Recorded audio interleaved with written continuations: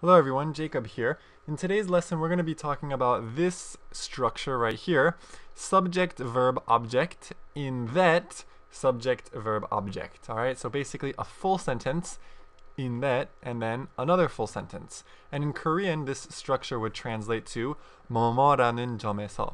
Okay, and it's used to explain how something is a certain way. Okay, and so let's just go ahead and look at some examples. The new Bond movie is different. I don't know if you've seen the new Bond movie Skyfall, but it's very different. The new Bond movie is different. How is it different? Well, it's different in that it doesn't have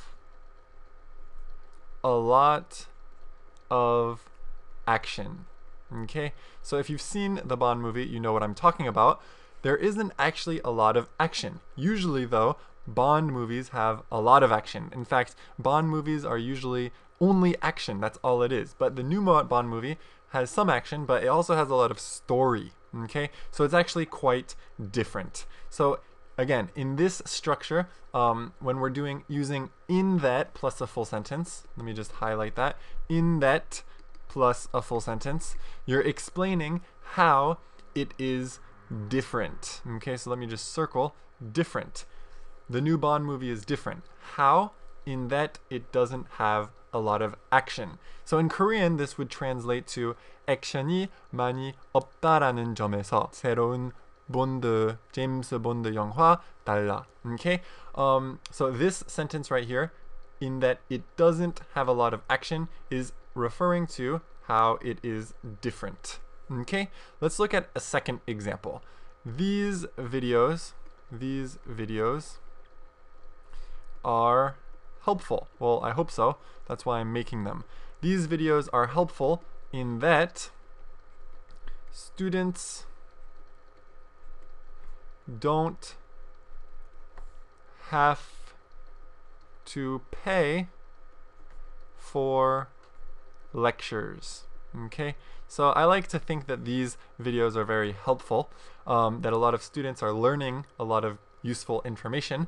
But especially, I think the fact that, you don't have to pay for these lectures makes these videos really helpful. So again, we're using this structure, a full sentence. These videos are helpful.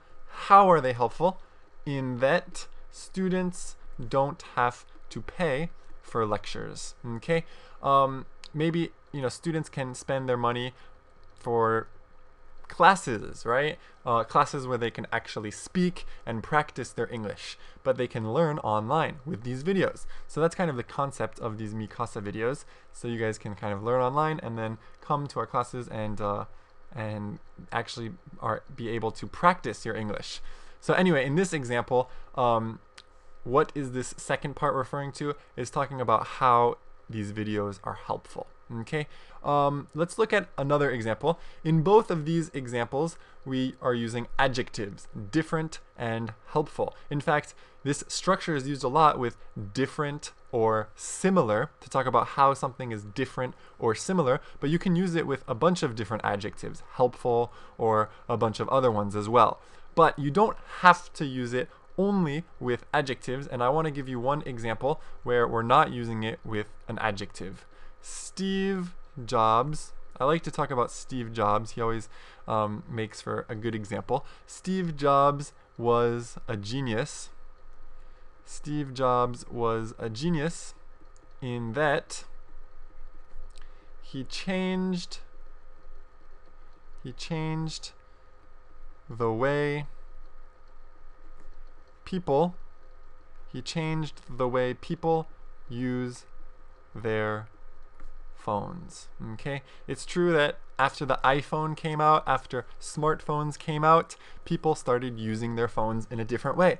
They started using it to check their email. They started using it to play video games, etc. So in this sentence, we're using this in that plus a full sentence to describe how Steve Jobs was a genius. And genius, of course, is a noun, so we're not actually using it with an adjective, but a noun. But this "in that he changed the way people use their phones" is referring to how he is a genius. Alright, so it's actually not too difficult of a structure, but it is very useful, and it is used in conversation. And like you can see here, you can make really long sentences when you use this structure. So I really encourage you to try and practice it and use it when you're speaking. I hope you enjoyed the lesson, I hope you understood, and I'll see you next time.